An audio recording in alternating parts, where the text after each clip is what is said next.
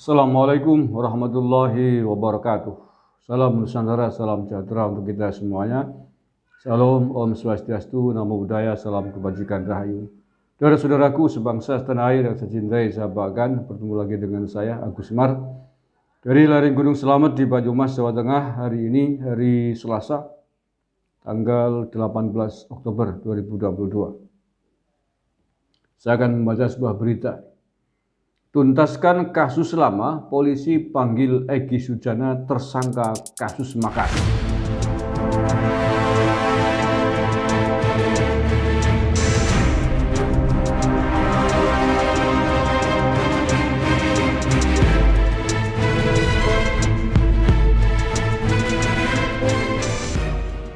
Jakarta Kompas.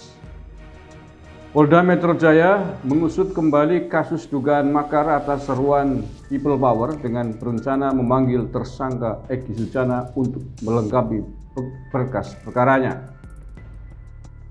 Kabid Humas Polda Metro Jaya Kombes Yusri Yunus mengatakan, pengusutan kembali kasus Egy Sujana merupakan perintah Kapolda Metro Jaya Irjen Pol Fadil Imran yang ingin menuntaskan kasus-kasus lama.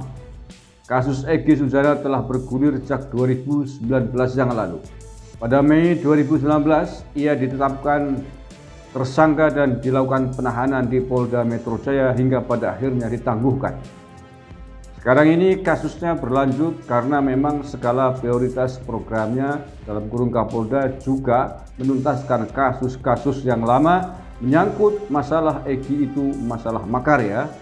Ujar Yusri di Polda Metro Jaya saat itu. Kita lanjutkan. Yusri menjelaskan pemanggilan Egy pada Kamis besok untuk melengkapi berkas perkara kasus dugaan makar.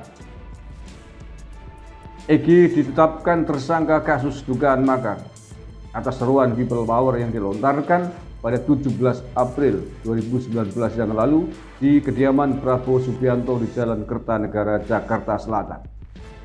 Sejak 14 Mei, Egy sempat ditahan di rutan Polda Metro Jaya. Egy kemudian mengajukan penangguhan penahanan dengan menjamin anggota Komisi 3 DPR RI Sufmi Dasko dan pihak keluarga Egy. Permohonan penangguhan penahanan itu dikabulkan oleh penyidik sehingga Egy keluar dari tahanan Polda Metro Jaya pada 24 Juni 2019. Pada 16 September 2019, Egy mengirim surat kepada Presiden Jokowi untuk meminta klarifikasi soal kasus yang menjeratnya. Surat itu juga ditujukan kepada Kapolri saat itu, Jenderal Polisi Tito Karnavian, dan Kapolda Metro Jaya saat itu, Irjen Pol Gatot Edi Pramono.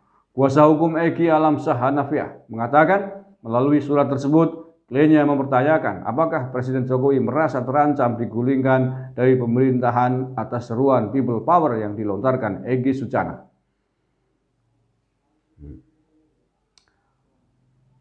Oke, ini berita diangkat oleh kompas.com pada 2 Desember 2020.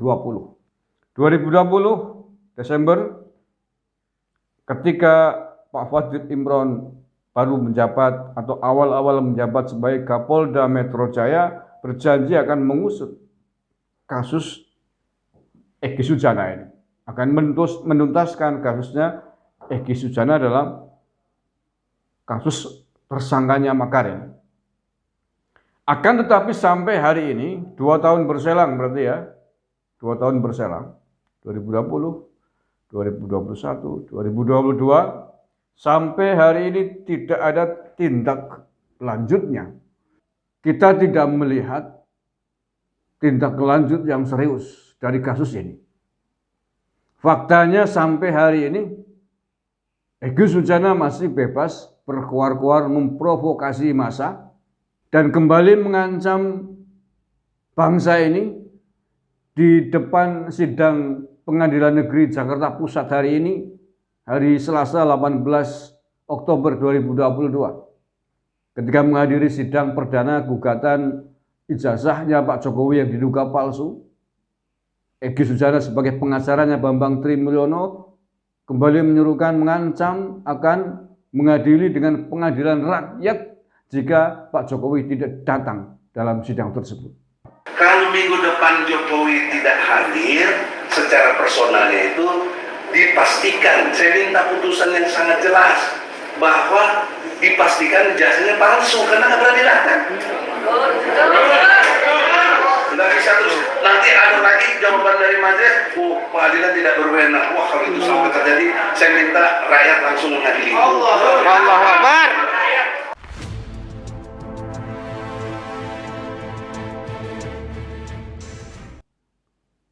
Apa maksudnya pengadilan rakyat? Apakah ada di Indonesia sistem hukum dengan istilah pengadilan rakyat? Bentuknya seperti apa? Bukankah ini senada mirip-mirip dengan ancaman people power akan mengerahkan massa?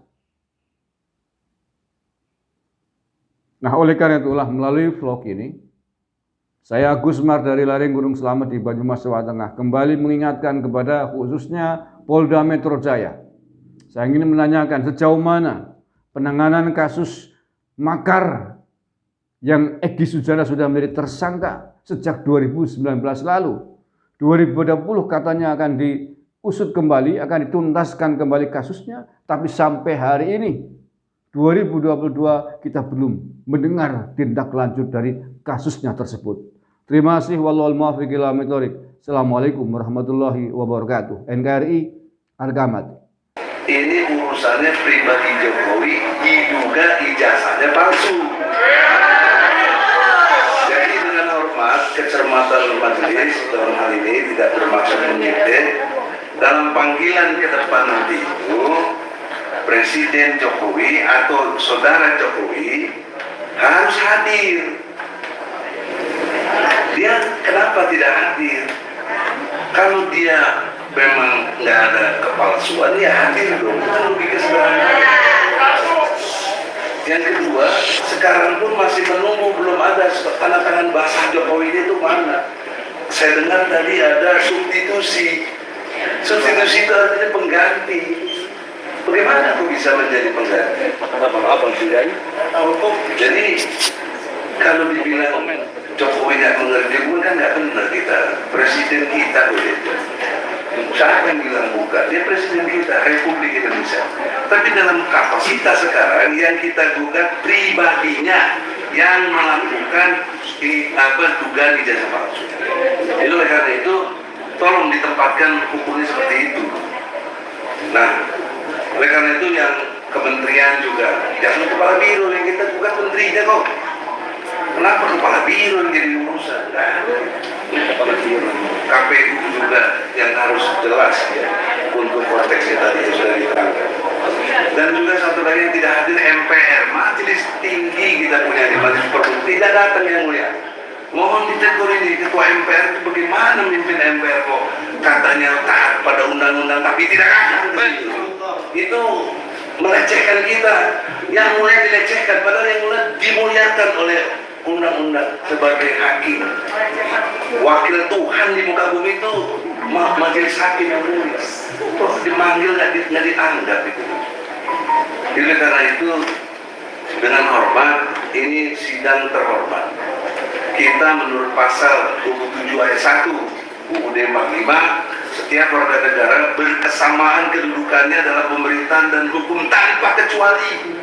Gak ada urusan presiden, gak ada urusan menteri. Sama kita ini. Oleh karena itulah, saya tidak bermaksud bicara lebih jauh, tapi saya kecewa gitu. Karena saya sudah 2 kali nih bukan Jokowi. Kok nggak gentle, kok nggak berani datang gitu. Harusnya datang dong. Saya kira itu yang tolong diingatkan. Kalau minggu depan Jokowi tidak hadir secara personalnya itu dipastikan, saya minta putusan yang sangat jelas bahwa dipastikan ijazahnya palsu karena nggak berani datang. Nggak bisa terus nanti ada lagi jawaban dari majelis, pengadilan tidak berwenang. Wah, kalau itu sampai terjadi, saya minta rakyat langsung mengadili. Allahu Akbar.